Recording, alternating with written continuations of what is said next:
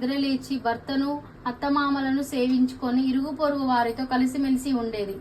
వరలక్ష్మీదేవి ఒకనాటి రాత్రి సమయంలో చారుమతికి కలలో సాక్షాత్కరించి, ఓ చారుమతి, ఈ శ్రావణ పౌర్ణమి నాటికి ముందు వచ్చే శుక్రవారం నాడు నన్ను పూజించు, నీవు కోరిన వరాలు కానుకలను ఇస్తానని చెప్పి అంతరార్థమైనది.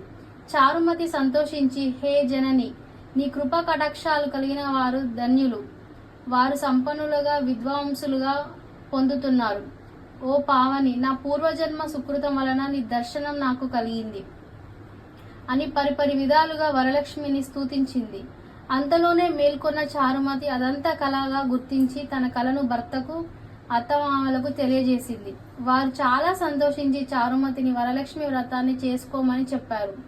పూర్వంలో మహిళలు చారుమతి కలను గుర్తించి వారు కూడా పౌర్ణమి ముందు రాబోయే శ్రావణ శుక్రవారం కోసం ఎదురు చూడసాగారు.